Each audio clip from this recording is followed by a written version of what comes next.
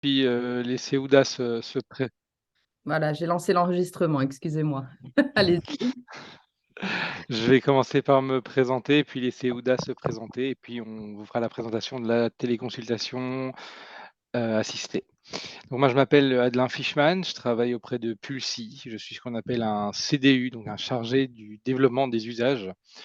Je suis, comme j'avais dit, un espèce de couteau suisse sur l'ensemble, des solutions que Pulsi propose. Et je suis, la porte d'entrée de Pulsi. Donc quand vous avez des questions, des besoins aujourd'hui, j'analyse avec vous, on va qualifier ensemble le besoin afin de comprendre quelle solution est la plus adaptée à vos besoins. Voilà, Donc je vais me présenter, mademoiselle Habita Ouda, donc je travaille également chez Pulsi, par contre, en tant que chargée de déploiement, donc de télémédecine plus particulièrement. Donc je travaille dans le cadre d'un programme, feuille de route télémédecine régionale et je travaille en binôme avec, Adelin sur, différents territoires pour aider au déploiement des projets de télémédecine. Et donc aujourd'hui, on est là tous ensemble pour qu'on puisse échanger sur les téléconsultations assistées et ou augmentées. Donc je vais laisser mon collègue Adelin débuter par présenter un petit peu plus. Donc, Pulsi, c'est un grade. Donc, comme ça, vous savez un petit peu exactement un peu plus c'est quoi Pulsi. Pulsi, c'est un grade, donc un groupement d'appui au déploiement de la e-santé. Donc, on travaille sur le Grand Est pour l'ARS. On a un statut de GIP de groupement d'intérêt public. Aujourd'hui, Pulsi, c'est à peu près un peu plus de 87. On a un peu augmenté les collaborateurs, donc ils sont dispatchés sur tout le Grand Est pour être le plus près de vous. Aujourd'hui, on équipe on a 174 000 professionnels qui sont engagés avec nous. Et on est aussi depuis 2022 HDS, depuis 2020, excusez-moi, HDS. Donc ça veut dire hébergeur de données de santé sécurisées, c'est-à-dire que toutes les données qui vont échanger via Pulsi vont être sécurisées. Je te laisse tourner la page. Donc la télémédecine aujourd'hui, aujourd'hui on va parler de la télémédecine. Je vais présenter une première partie donc de la télémédecine et après la télémédecine, la téléconsultation assistée augmentée. Si vous avez des questions, à la fin, on fera un temps d'échange sur les questions. Sinon, vous pouvez m'arrêter, mais comme ça, vous savez un petit peu l'évolution. Donc, la télémédecine, aujourd'hui, on ne va pas s'éterniser sur la définition. C'est un acte de téléconsultation à distance. C'est aujourd'hui, il y a plusieurs instituts qui encadrent le projet, le ministère de la Santé, la CNAM, la région, l'ARS, tout ça aujourd'hui va surveiller, du moins, va piloter et encadrer ce déploiement.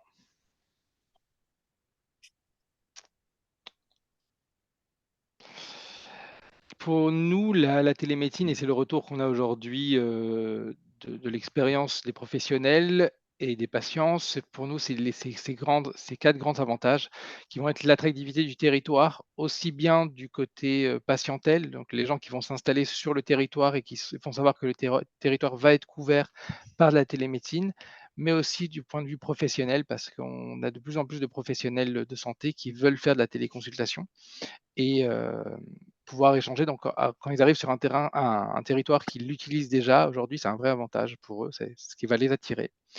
L'égalité d'accès aux soins des territoires, améliorer le maintien au domicile des patients. Donc, on va en effet pouvoir les aider à ces patients qui ont du mal à trouver des soins, à sortir de chez eux. Ça va faciliter leur suivi et réduire le temps de transport. Et ça, c'est pour vous, les professionnels. Vous allez gagner du temps par rapport à ça.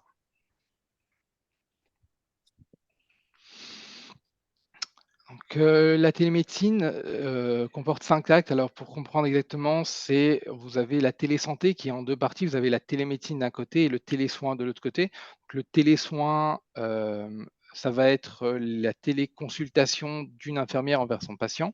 Ça peut rentrer dans le télésoin. Et vous avez de l'autre côté le volet télémédecine qui lui comporte 5 actes. Le premier va être la télémédecine, donc la téléconsultation.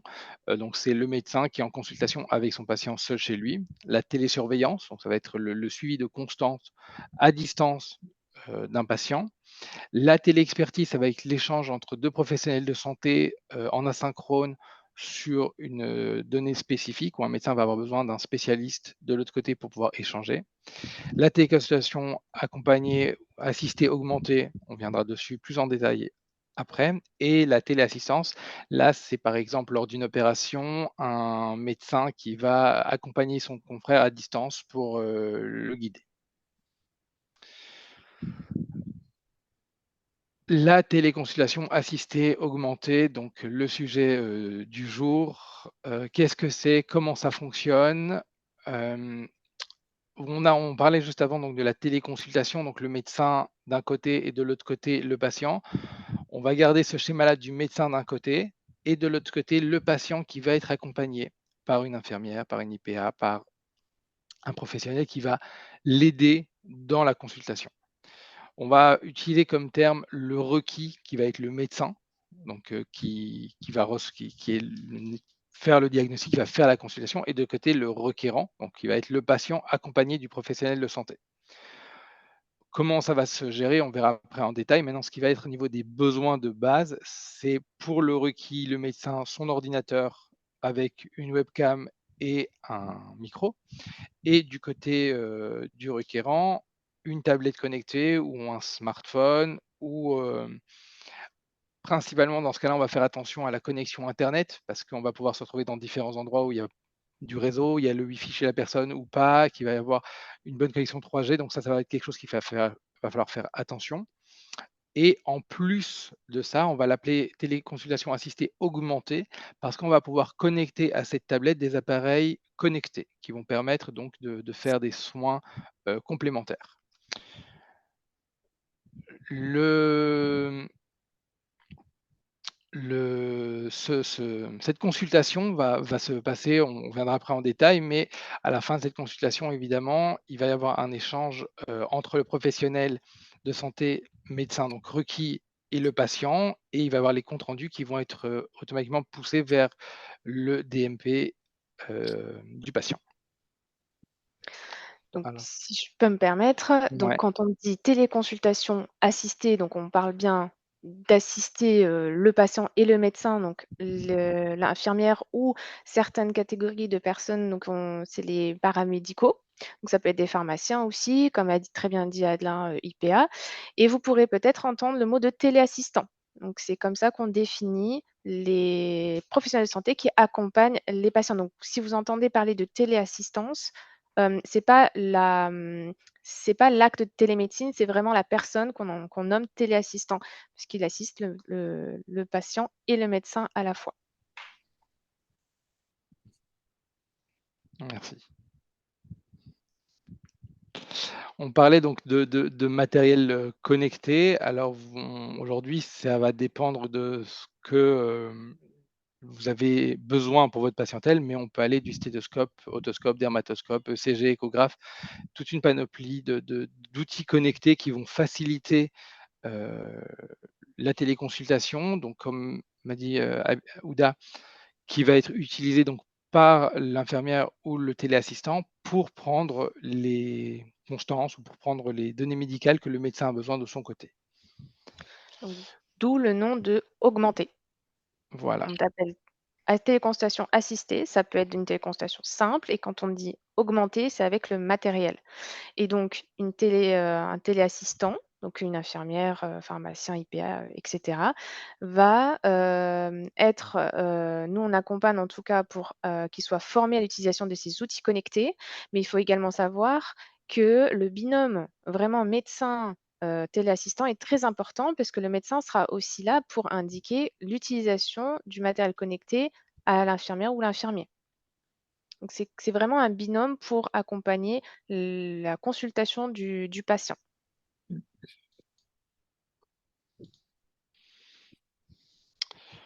Alors, comment va se préparer, se dérouler cette téléconsultation assistée augmentée?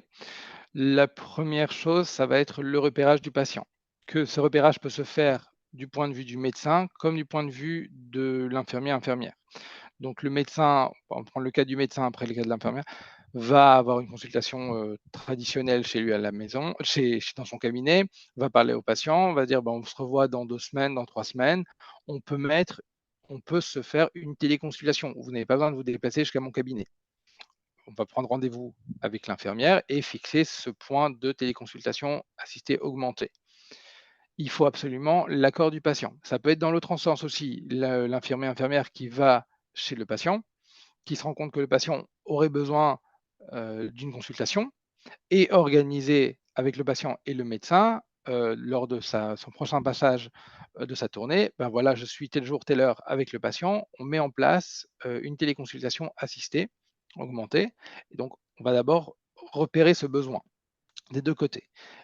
On demande toujours, évidemment, on a besoin d'un accord, alors pas accord oral hein, du patient, comme quoi il va être d'accord de faire de la téléconsultation assistée augmentée, et on va fixer ce rendez-vous. Donc, il faut mettre en place un système d'agenda connecté ou simplement un coup de téléphone hein, pour fixer ce rendez-vous. Mais aujourd'hui, il faut fixer ce rendez-vous à ce moment-là. Une fois que le rendez-vous est fixé, donc la préparation du patient, donc l'étape 1, la préparation du patient, donc l'infirmier, infirmière, le téléassistant va arriver, va préparer le patient à la consultation. Dans certains cas, ben, lui expliquer aussi un petit peu ce qui va se passer, comment ça va se passer, prendre les données ou les constantes qu'il a besoin de prendre en amont pour pouvoir faire cette téléconsultation. Après, il y a la consultation en elle-même, donc il y a un lien qui a été échangé entre le médecin et le patient, entre le médecin et le téléassistant pour déclencher cette téléconsultation. Donc les deux vont se connecter à cette téléconsultation assistée augmentée et il va y avoir la téléconsultation augmentée qui va commencer. Donc le médecin va poser les questions qu'il a besoin, va guider le téléassistant ou la téléassistante vers l'utilisation des objets connectés augmentés pour pouvoir avoir les données qu'il a besoin. Le rôle à ce moment-là donc, du téléassistant n'est pas uniquement d'utiliser, ces outils. Il a bien aussi un besoin de reformuler, de traduire ce qui va se passer auprès du patient pour que le patient comprenne bien ce qui se passe. Souvent, on va avoir des patients qui vont pas exactement comprendre ce qui va se passer entre les échanges, techniques entre les professionnels de santé et donc il y a un vrai rôle de conseil, pas de conseil, mais d'explication et de reformulation pour le patient. Dernière étape, donc la finalisation, le médecin va faire ses conclusions, les transmettre au patient en direct et au téléassistant aussi pour qu'il y ait bien une compréhension globale du diagnostic. La remise des documents, donc le médecin va, s'il a besoin par exemple d'une ordonnance, l'envoyer à ce moment-là via le canal sécurisé. De son côté, le patient ou le téléassistant va télécharger le document, l'ordonnance, les documents, la conclusion. Pendant la téléconsultation, de son côté, le médecin va aussi envoyer vers le DMP du patient le compte rendu. Toutes les consignes doivent être transmises pendant la téléconsultation et les documents doivent être téléchargés pendant la téléconsultation. Et après, il fixe, si nécessaire, un prochain rendez-vous pour une téléconsultation ou pour une consultation, ou en tout cas, après, on mettra en place le protocole qui a été fixé.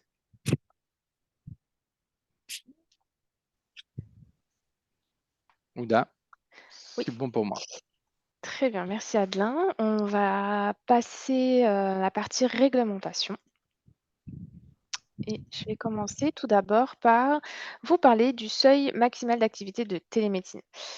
Il faut savoir que la pratique exclusive de la télémédecine, elle ne peut pas garantir une prise en charge de qualité. C'est la raison pour laquelle un médecin ne peut réaliser sur une année civile plus de 20% de son activité, de son volume d'activité à distance, donc qui est en fait le rapport entre le nombre d'actes de télémédecine, donc téléconsultation, téléexpertise, et le nombre total d'actes cliniques et techniques réalisés. Par contre, il y a des dérogations au seuil de ces 20% qui peuvent être accordées dans certaines situations particulières. Et en fait, ces demandes de dérogation, elles sont appréciées au cas par cas par les membres des commissions paritaires locales, donc médecins, à partir des éléments des contextes locaux. Enfin, je tiens à préciser que les 20% sont rarement atteints et c'est vraiment des cas particuliers. Parce que l'objectif là pour la télémédecine, il faut bien savoir, il faut bien comprendre que la télémédecine, c'est un complément. Les téléconsultations, les actes de téléconsultation est un complément, une aide et non un remplacement des consultations, médicales, physiques.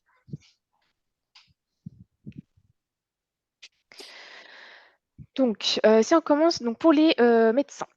Qui peut pratiquer une téléconsultation? Donc déjà, tout médecin peut recourir à la téléconsultation, donc quelle que soit sa spécialité, son secteur d'exercice, son lieu d'exercice, que ce soit en ville ou en établissement de santé. Qui peut se voir proposer une téléconsultation? Donc, au niveau des patients, tout patient qui soit atteint d'une affection, aiguë ou d'une maladie chronique, peut se voir proposer une téléconsultation. Par contre, le recours à la téléconsultation, elle relève de la seule décision du médecin, donc médecin traitant ou médecin correspondant si c'est le cas, et c'est lui qui doit juger de la pertinence d'une prise en charge médicale à distance plutôt qu'en face à face. Le respect de plusieurs conditions, par contre, sont nécessaires pour ouvrir le droit au remboursement de la téléconsultation. Tout d'abord, il y a le principe de connaissance préalable du patient. Donc, le patient doit être connu du professionnel de santé et avoir eu un acte ou un bilan présentiel dans les 12 mois précédant l'acte de téléconsultation. Il y a l'obligation, donc comme je vous ai dit au préalable, d'alterner les téléconsultations avec des consultations présentielles en respectant le seuil maximal des 20%. Le respect de la territorialité. Donc, il faut savoir qu'il est possible de consulter en dehors de son territoire dans certains cas. Donc, d'abord, si c'est un désert, si le territoire est un désert médical, si le patient n'a pas de médecin traitant, on peut avoir accès à donc ce qu'on appelle une OCT, donc une organisation collective territoriale. Vous pourriez peut-être entendre le nom de OTT aussi, Organisation territoriale de télémédecine. Et en fait, c'est des types de structures qui ont été développées spécifiquement pour apporter une réponse en télémédecine, qui sont mises en œuvre avec les pouvoirs publics, donc l'ARS et la CPAM, qui sont validées par la commission paritaire locale ou régionale. Et l'objectif, c'est que ces OTT ou ces OCT sont temporaires le temps de réintégrer le patient dans un parcours de soins. Comme dit, la télémédecine, encore une fois, ce sont des actes, c'est un domaine, un acte qui est complémentaire et qui aide à ne pas, qui aide à poursuivre vraiment, l'accès aux soins des patients.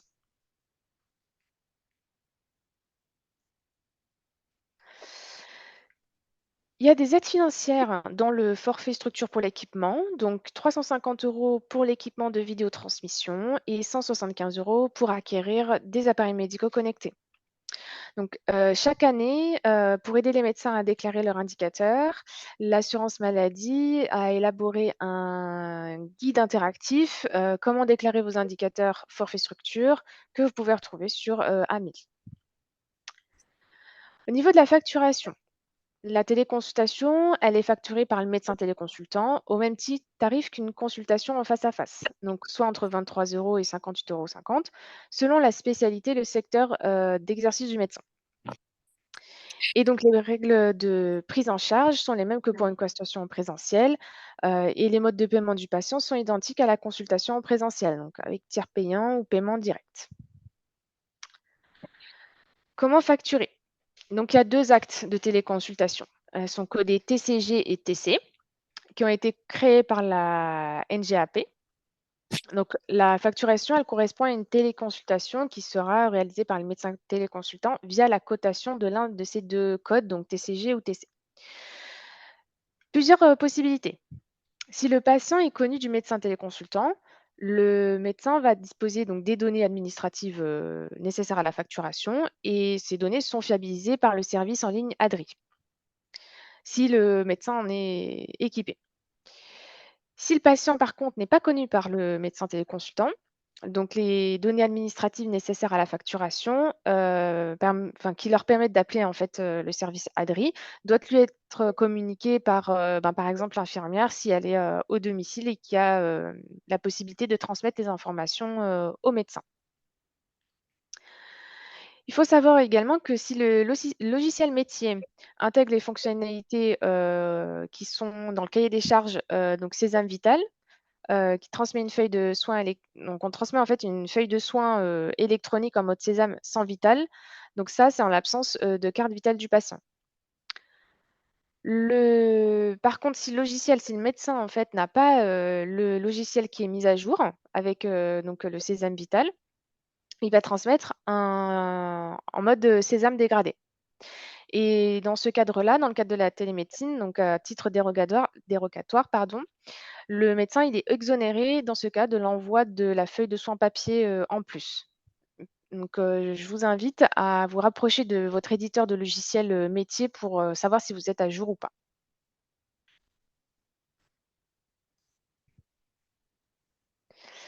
Pour les infirmiers et infirmières, donc pour être prises en charge par, l'assurance maladie, déjà les téléconsultations, assistées, par un infirmier doivent être, obligatoirement, se dérouler pardon, par, vidéotransmission déjà, dans des conditions qui permettent de garantir la sécurisation des données, la traçabilité et la confidentialité des échanges. Donc, le patient doit être connu, de l'IDEL ou de l'IDE. Donc, ça doit être de sa patientèle et si c'est hors patientèle, il faut se rapprocher de l'URPS, infirmier pour savoir, les territoires, qui ne sont pas couverts par, une infirmière ou une infirmier. Et ça découle du principe de territorialité, précédemment expliqué. Au niveau de la facturation, la valorisation de l'accompagnement à la téléconsultation, elle dépend de la situation. Donc, il y en a 3. Il y a d'abord le code, TLS pour des actes à hauteur de 10 €. Ça, c'est quand l'acte est réalisé lors d'un soin infirmier qui est déjà prévu. Le deuxième code acte, c'est le TLD, donc c'est les actes à hauteur de 15 €, quand l'acte est organisé, à domicile, donc spécifiquement de manière spécifique à domicile. Et il y a le code acte TLL, donc pour, des actes à hauteur de 12 €. Celui-là, il est utilisé quand l'acte est réalisé donc dans un lieu dédié à la téléconsultation. Donc par exemple dans des bus connectés, dans des salles de téléconsultation et cetera. Il faut également savoir que lorsque la téléconsultation elle est réalisée au domicile du patient, au cours d'une séance de soins infirmiers, ben, l'acte est associable à taux plein avec les actes réalisés, au cours de la même séance. Petite précision, je vous parlais des 20 d'activité. Il faut savoir que l'acte de la téléconsultation, là, quand l'infirmier ou l'infirmière est téléassistant, donc il n'est pas concerné par le seuil des 20 d'activité. Parce que l'infirmier ou l'infirmière est présent à côté du patient et que le seuil de 20 d'activité, elle est conventionnée, pour les actes à distance. Et donc il y a aussi, pour, terminer, sur cette partie, une aide financière dans le forfait structure pour l'équipement, donc la même, hauteur, à la même hauteur que ce que je vous ai présenté tout à l'heure. Et donc pour pouvoir bénéficier du forfait d'aide, il faut déclarer chaque année sur Amélie Pro les indicateurs, pendant la période de saisie.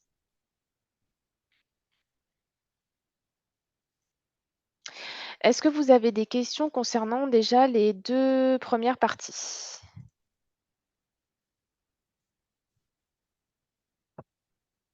Je vois que ça a l'air d'être clair pour tout le monde, donc je vais continuer. Et je vais vous parler très rapidement, de la feuille de route télémédecine Grand Est, donc de l'accompagnement des projets, comment on accompagne et qu'est-ce qu'il faut savoir, pour accompagner et mettre en place un projet de télémédecine, donc notamment, et également en fait de téléconsultation assistée augmentée. Je vous présente très rapidement la feuille de route. Donc cette feuille de route, elle est issue d'une, coordination stratégique de 4 porteurs. Donc le conseil régional, la préfecture de région, l'agence régionale de santé, Grand Est et l'assurance maladie. Et ces porteurs ont signé la feuille de route il y a 3 ans et l'objectif, c'était de mettre en commun leurs moyens et leurs stratégies pour faire en sorte d'aider au déploiement de la télémédecine sur le Grand Est. Et ces derniers ont demandé à Pulsi d'assurer le rôle de maître d'œuvre dans la déclinaison de cette feuille de route. Et donc, ce sont les équipes de Pulsi, notamment, bah, là, vous avez moi et Adelin aujourd'hui, mais il y en a d'autres. Et on va être présent au quotidien pour accompagner les différents projets et toujours sous le pilotage stratégique des 4 porteurs.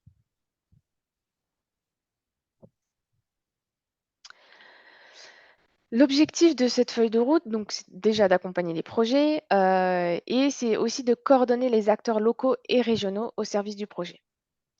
Il y a un apport de la feuille de route qui est assez important, c'est une équipe qui est dédiée au projet. Donc, il y a d'abord les CDU, donc qui sont représentés par Adelin aujourd'hui. Donc, ils vont détecter et qualifier des opportunités de projets de télémédecine sur leur territoire. Il y a également les grands témoins. Donc, ce sont des experts métiers qui vont accompagner sur la construction du projet médical. Donc, ce sont des professionnels de santé, qui réalisent des actes de télémédecine, et donc du coup, ben, ils savent de quoi ils parlent et ils savent, dire ce qui est possible de faire et ce qui n'est pas possible de faire dans un projet de télémédecine. Les chargés de déploiement, donc comme moi, donc on est vraiment là pour accompagner la mise en place concrète du terrain, faire le lien entre les différentes parties, avoir les relations avec les industriels, et s'assurer que le projet, fonctionne et soit pérenne. Et dans l'accompagnement des projets dans la feuille de route, il y a un volet de financement, donc financement des équipements, donc des outils, ce qui permet de rendre une téléconsultation assistée, bah, de la rendre augmentée, donc avec les outils connectés que Adelin vous a présenté, un petit panel d'objets que Adelin vous a présenté tout à l'heure.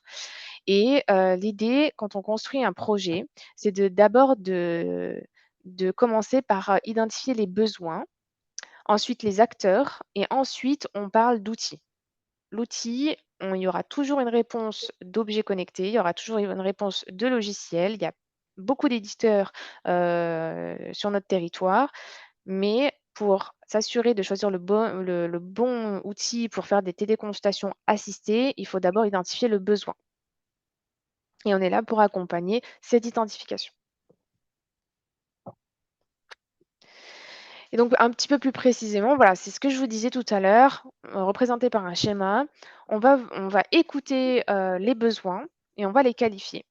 Ensuite, on va vraiment ensemble organiser, construire, excusez-moi, une organisation comme ce que vous a présenté Adelin tout à l'heure, en bien plus précis parce que là, on vous présentait, de manière générale. Mais on va vraiment mettre en place une organisation médicale efficace avec tous les acteurs concernés. S'il y a des requis qui manquent, on va essayer de les trouver sur le territoire pour respecter le principe de la territorialité. On va donc accompagner avec le volet financement le financement des équipements qui sont nécessaires, qui ont été identifiés pour mettre en place le projet. Il y aura la formation des équipes parce que le rôle de téléassistant est, autant le rôle, autant l'utilisation des outils connectés, il faut une formation. Mais il y a aussi le rôle de téléassistant, il faut une form enfin, des fois, il faut une formation pour bien comprendre, les responsabilités et les actions à faire. Et on va, rester aux côtés, ben, du projet, hein. Il se lance, on a terminé, mais nous, notre objectif, c'est que le projet soit pérenne. Donc on va rester aux côtés des porteurs de projet, pour les premiers actes de télémédecine, pour s'assurer qu'il n'y a pas de problème, technique, que l'organisation est correcte.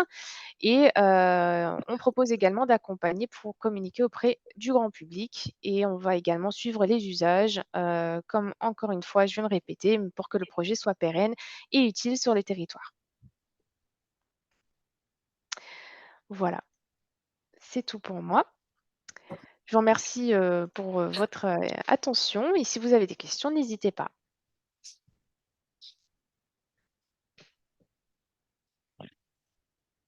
Merci beaucoup, Oudin. C'était très, très clair et Adelin également. Je vais laisser la parole aux membres de ma CPTS si vous souhaitez intervenir.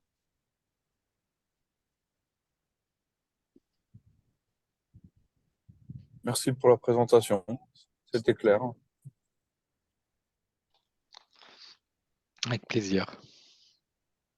Merci beaucoup. Une toute petite question. Les 350 € d'aide pour l'achat d'un smartphone, je suppose.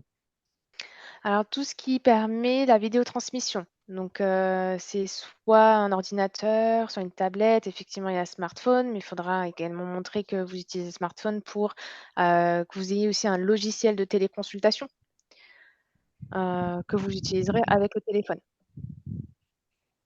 Il faut Ok. vraiment faire attention au niveau de la téléconsultation. Je sais que, par exemple, WhatsApp est beaucoup utilisé, Skype, ce genre de choses. C'est de la vidéotransmission, ça, c'est vrai. Par contre, pour la téléconsultation, il faut vraiment utiliser des outils sécurisés. Ok. Et du coup, on présente cette facture où? Alors vous pouvez aller sur Amélie Pro pour, demander ce forfait. Je crois que des indicateurs vous seront demandés. Là, je vous conseille de vous rapprocher de votre caisse Les d'assurance ROSP, maladie. en fait, c'est au mois de mars qu'il faut compléter. Chaque année, il faut remplir les ROSP au mois de mars et on vous demande si vous avez des appareils connectés, etc. Et c'est à ce moment-là qu'il faut les indiquer. Merci Pour pour les la réponse. entreprises, je l'ai fait parce que j'ai acheté un connecté, c'est pour ça. Et du coup, c'est comme ça qu'il faut le faire apparaître. Donc, ça augmente le forfait, en fait, au départ, qui est de 350 €, mais qui peut être modulé en fonction de ce qu'on a comme appareil. Augmenté, en fait. Donc, on peut avoir jusqu'à presque 500 €, selon ce qu'on prend. Ah oui, quand même. Ça, c'est intéressant. De mémoire, pour nous, ils nous demandent la facture. Il faut Bah oui, justifier par facture. Chaque item est moi, j'ai pas eu. coté et pour chaque item, il faut apporter une facture. Enfin, il faut justifier une facture. Ouais. Je ne l'ai pas fait, mais bon, on les a de toute façon, hein, c'est sûr. Ouais. Après, moi, j'ai quand même une question, c'est par rapport au logiciel de téléconsultation. Quels Oui. sont les logiciels de téléconsultation qui sont sécurisés qu'on peut utiliser? Écoutez, alors là, je peux pas donner de nom. Ah, mais il faut me les envoyer par mail. On peut échanger, il n'y a pas de problème, par rapport à vos besoins. Qu'est-ce que vous voulez faire? Est-ce que vous voulez je sais pas, quelque chose, vous voulez un échange de documents en interne dans le logiciel? Je peux échanger avec vous sur les possibilités et les fonctionnalités que certains logiciels, proposent.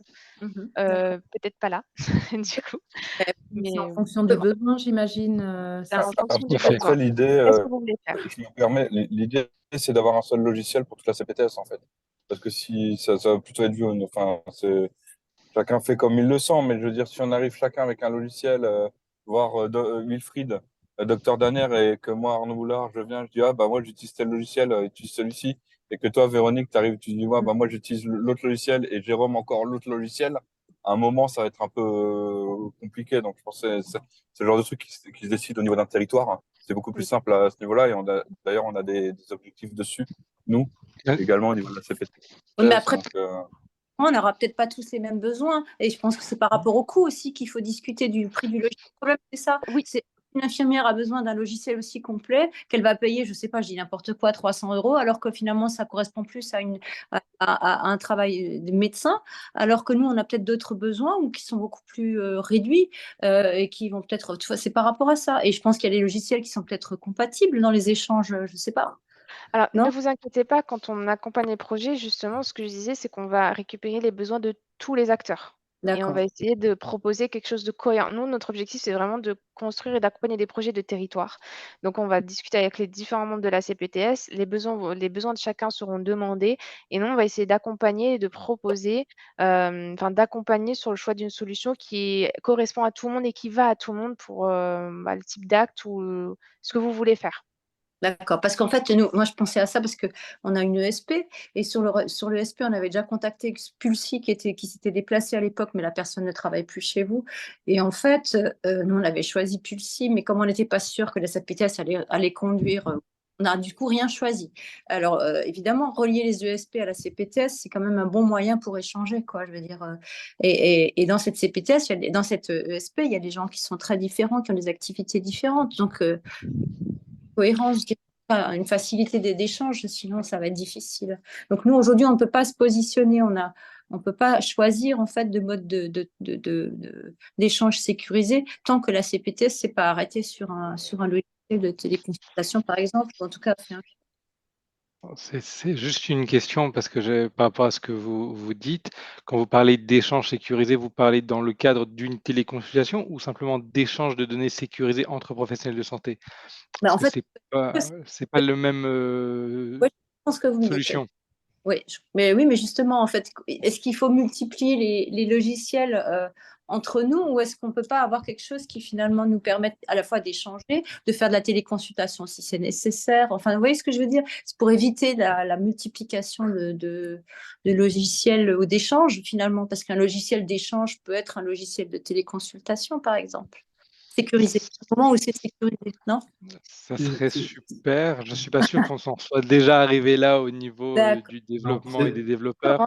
C'est comme aujourd'hui, vous avez WhatsApp, vous avez Skype, et qui ont des fonctionnalités différentes. Et c'est vrai que c'est différent, c'est proche, mais même si on prend notre smartphone, je pense tout à chacun, on va avoir plusieurs applications qui vont être proches, mais qu'on va utiliser parce que c'est celle-là la bonne.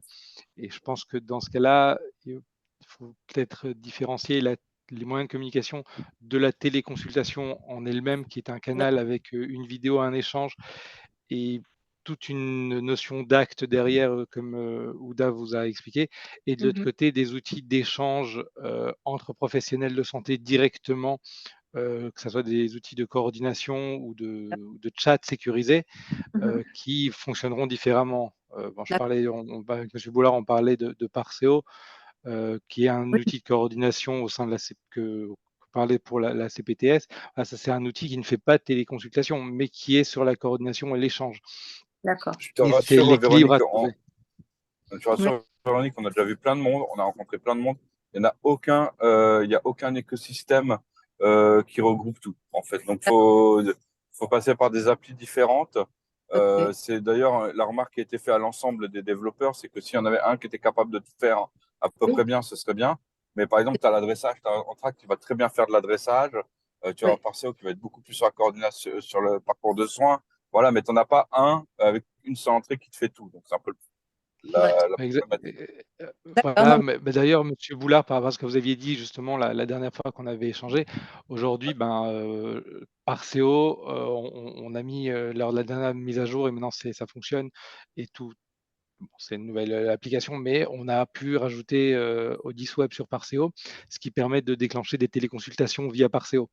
Ah, Alors, bah on n'est voilà. pas dans le cas de la feuille. Alors oui, on n'est pas dans le cas de la feuille de route télémédecine où on est en train où on fait de la programmation de téléconsultation assistée augmentée, comme on vient de parler.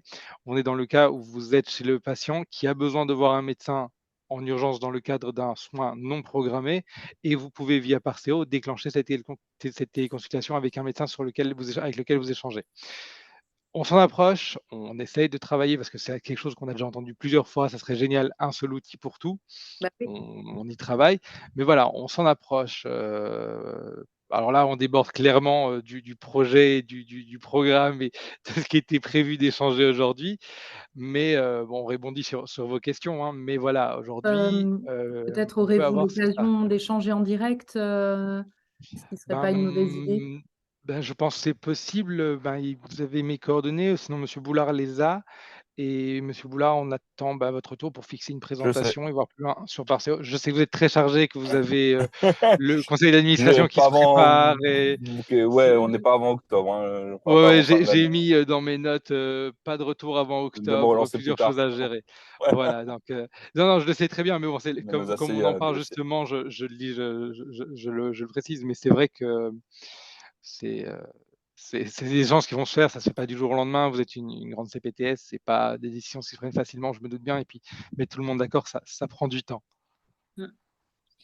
En tout cas, moi, je veux bien avoir un retour pour connaître les logiciels de téléconsultation sécurisés. Ça m'intéresse pour pouvoir justement, éventuellement me positionner sur un achat, quoi.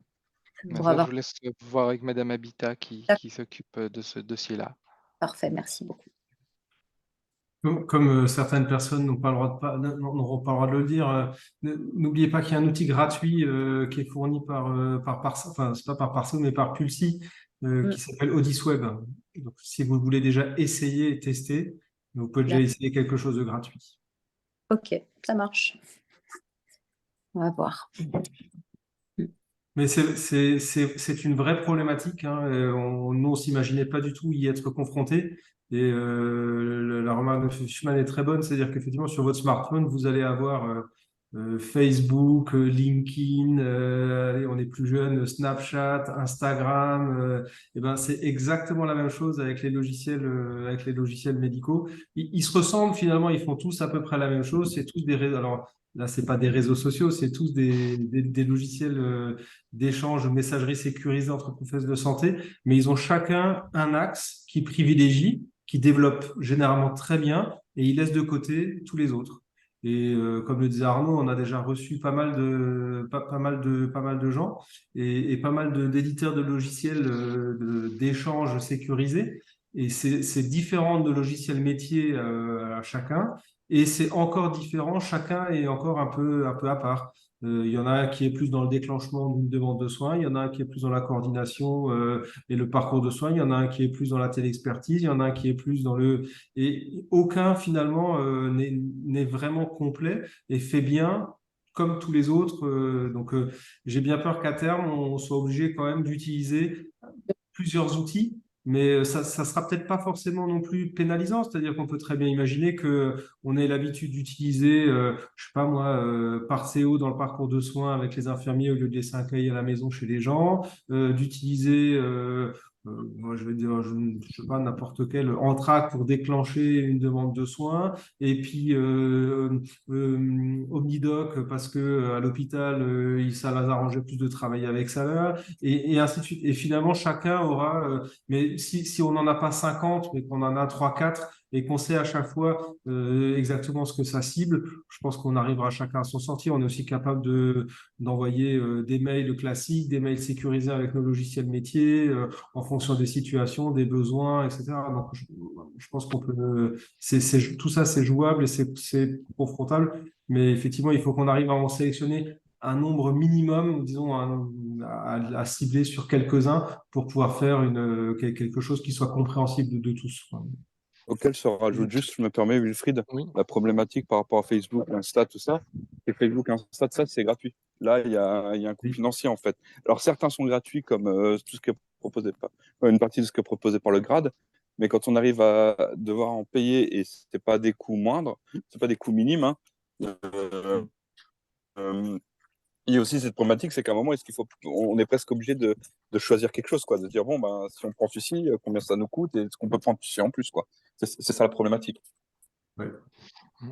Pour rebondir sur ce que vous avez dit, docteur Danner, on travaille évidemment, et c'est une grosse équipe dans le PULSI qui travaille énormément là-dessus, c'est pour l'interopérabilité des solutions.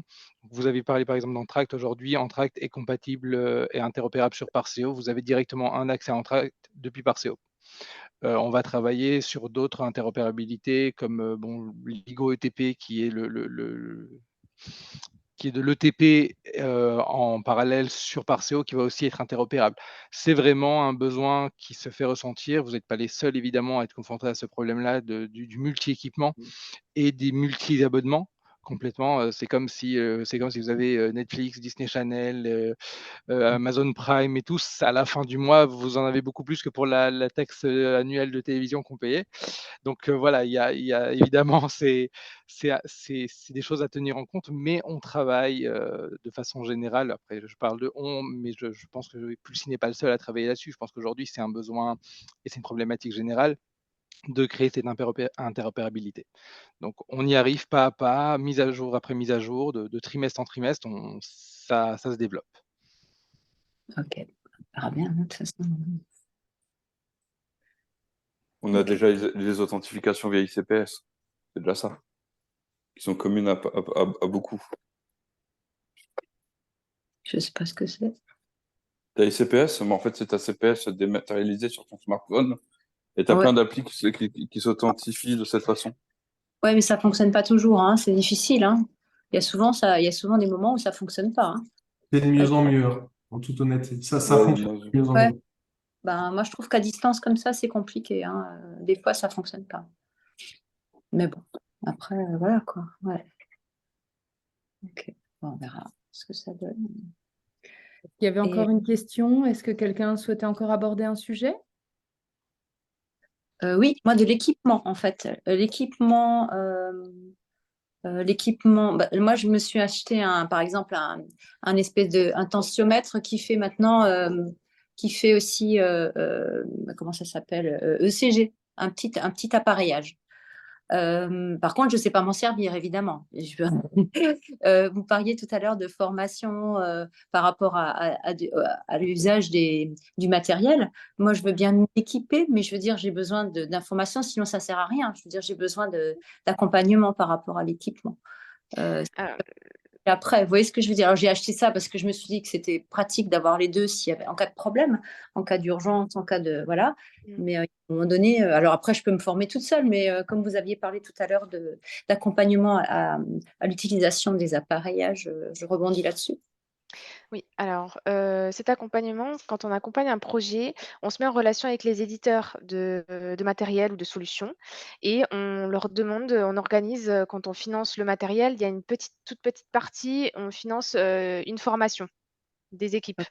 Mais là, vous parlez de PTS, moi, je vous parle en individuel. Individuel. Non, là, c'était vraiment dans le cadre d'accompagnement de D'accord, projet de la feuille de route, télémédecine, projet de télémédecine, de téléconsultation. d'accord, ok, merci. Mais peut-être que vous pouvez vous rapprocher de l'éditeur ou Ouais. du constructeur, hein, des fois, ils acceptent, de vous former, aux outils, hein. D'accord, c'est ce que je vais faire. Merci. Vous avez pris quoi exactement? Un Vous petit savez le appareil. nom? Alors non, je ne sais pas le nom parce que je ne Non. l'ai pas encore repéré. OK. C'est une sorte de tensiomètre sur un brassard et puis donc c'est un 2 ans. Doctouillou? Non, Non, c'est pas ça? non, OK. comment ça s'appelle? Ouais, OK. bon, je Non, mais ne sais pas là, je ne peux pas vous répondre. Je l'ai commandé, on verra ce que ça donne en arrivant, si c'est bien ou pas, ça sera au moins un pas de tensiomètre. souci. Pas de problème. Merci. Je vous en prie. Eh bien, merci beaucoup pour toutes ces questions et ces réponses apportées. Je pense qu'on peut s'arrêter là, si tout est OK pour tout le monde. Ok.